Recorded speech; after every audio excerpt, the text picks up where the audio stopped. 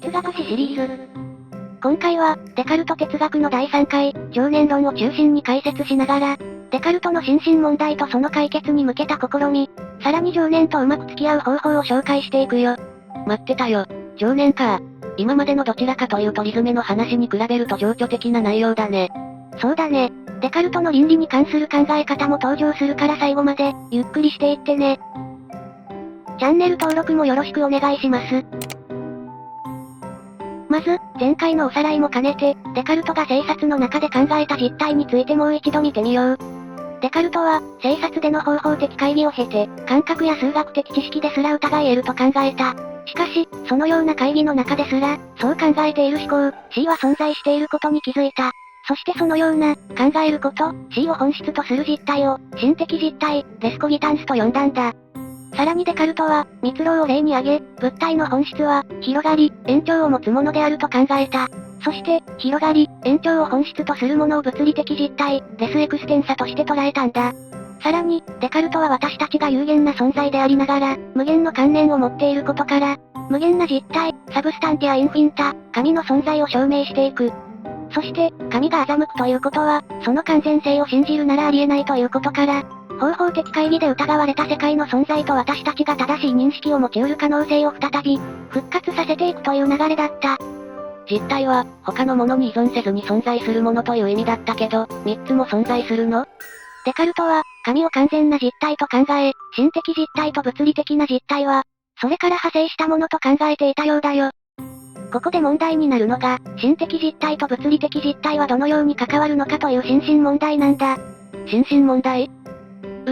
実体は、他のものに依存せずに存在するということは、その相互の因果関係は、定義上難しいことになる。ただ、私たちは普段、自分の心、精神や意志によって、物理的な自分の体が動くことを、普通に体験しているよね。手を挙げようと思えば、手が上がるからね。そして、転んで体が傷つけば、痛みという感覚が与えられ、場合によっては悲しい感情になったりするよね。こういった心、心的実体と身体、物理的実体の相互関係をどのように説明するのか、というのが心身問題なんだ。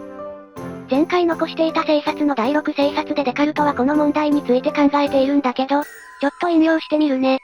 さてそうした自然が何よりも明白に私に教えることは、私が体を持っていて、私が痛みを感じる時にはこの身体の具合が悪いということ、私が飢えや渇きに捉えられる時には食べ物や飲み物を必要としている、などといったことである。したがって、このことのうちには何ほどかの真理のあることを、私は疑ってはならないのである。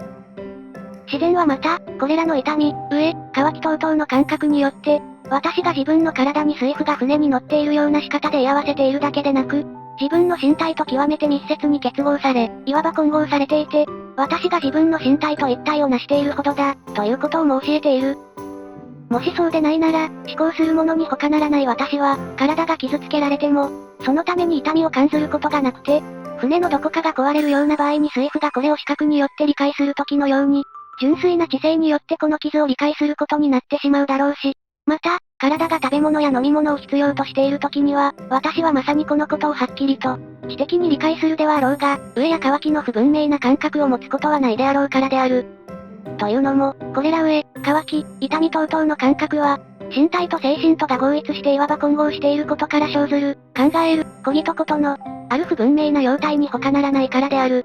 デカルトは、船の水夫を例に出しているけど、水夫は船の状態を、純粋に知性の対象として見ることができるけど、心と身体の場合は、知性の対象であると同時に、心と体が合一、混合しているという点が大きく異なるんだ。この心と身体の合一を説明する方法として、デカルトは次のように言っている。精神は、身体の全ての部分から直接影響を受けるのではなく、ただ脳から、あるいはおそらく脳のごく小さな部分、つまりそこに共通感覚があると言われている部分からだけ、直接影響を受けるのだ。精神は、脳の小さな部分を通して、身体と相互関係を持っているというのが、生殺での答えだったんだ。心を心臓ではなく、脳と関連して考えるのは現代っぽいね。ただ脳科学の登場以前の思想ということもあって現在では受け入れられていない説ではある。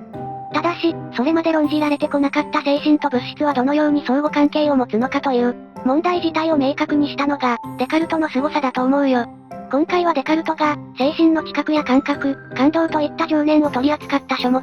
情念論を紹介しながら、この問題をもう少し深く解説していくよ。情念論は、1649年にフランス語で書かれた本で、デカルトは1650年に亡くなっているから最晩年の作品だね。デカルトは、1649年の2月頃、スウェーデン女王クリスティーナから、講義の依頼を受けたんだけど、なかなか応じることができなかったんだ。4月にはスウェーデンの軍艦が迎えに来たんだけどこれにも応じることができなかった。そして、9月になってからようやくスウェーデンに向かうんだけど、スウェーデン女王は、スウェーデンの冬は厳しいからと、暖かい季節を進めていたみたいだね。そして、10月に情念論が出版される。1650年の1月から毎朝5時に女王に対する講義を行うんだけど、冬の寒さで体調を崩しなくなってしまうんだ。情念論は本当に最後に書かれた本なんだね。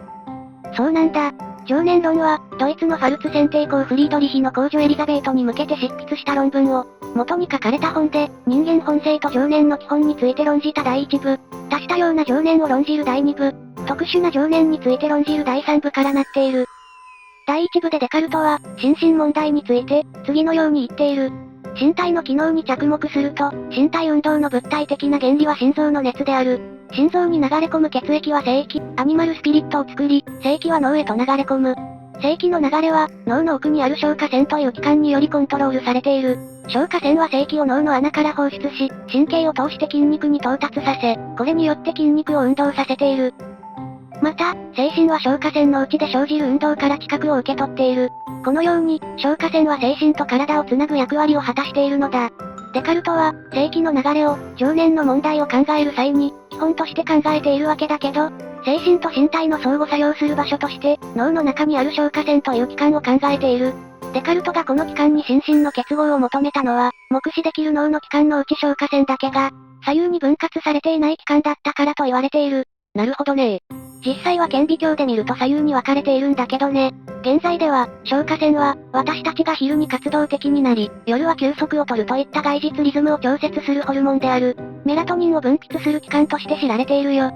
デカルトはこのような推察を、アンドレアス・ベサリウスに始まる、人体解剖学の知見も取り入れながら行っていったんだ。ちなみに、正気と訳したアニマルスピリットは、動物正気とも訳されてきたけど、ラテン語のアニマは生命や魂を表す言葉で、本来は動物という意味はなかったんだ。最近は、動物正気は誤りという考えが広まって、正気と訳す人が増えてきているよ。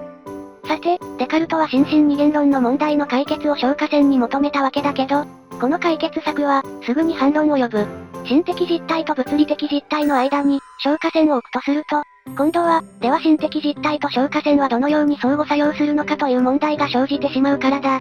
そして、この問題は、心的実体と物理的実体を全く異なるものとして考え続ける限り、無限に続いてしまうことになる。もう一つの無限な実体、神を元に考えてみるのはどうなの？実はデカルトの心身問題に対して、スピノザという哲学者がエチカという本の中で、神の実体を用いた心身問題の解決を考えている。スピノザは、神と自然、心を別のものとして捉えるデカルトの考え方に対して、神すなわち自然、つまり、神が全てのものに宿っているという半身論の立場に立つことで、心身問題の解決をしようとしているよ。なるほどね。スピノザの哲学については、改めて別の動画で解説していくけど、デカルトの心身問題の背景には、デカルトや同時代の自然科学者が共有し始めた自然観がある。それが機械論的な自然観だ。デカルトは自然を、時計職人が、精巧に歯車を組み合わせて自ら動く時計を作るように、神もまた自然を部品を組み合わせて作ったと考える。つまり、自然は物理的な運動で全て説明ができる機械のようなものとして捉えられるんだ。実際デカルトは、動物に精神の存在を認めていなかったよ。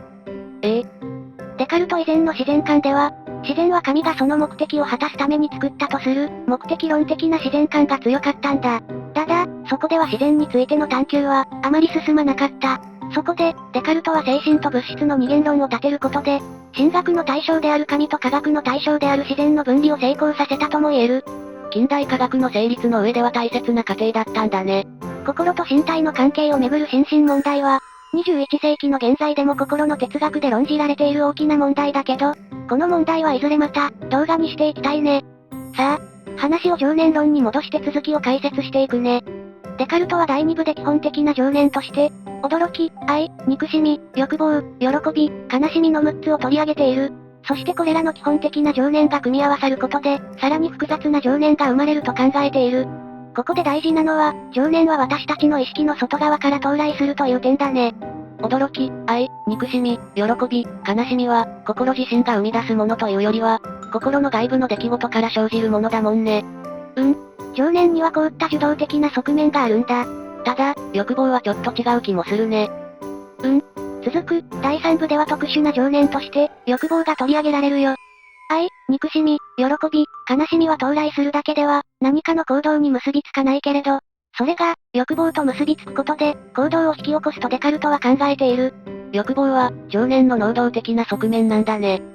ただ、デカルトは欲望の赴くままに行動せよと言っているわけではなくて、倫理、つまり知性によって情念を抑制する謙遜や勇気などの徳を持つことの大切さについても述べている。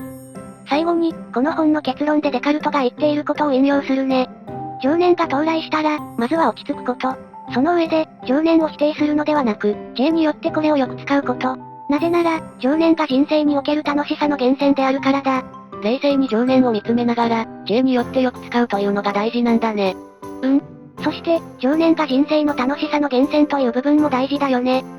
今回の動画シリーズでは、デカルトの方法除説、生殺、情念論という著作を通して、デカルトの学問観や、方法的会議を通した哲学的思考、情念と倫理について解説してきたけど、この動画を見て皆さんが、実際にデカルトの著作を読むきっかけになれば嬉しいです。次回はどんな内容を扱うの？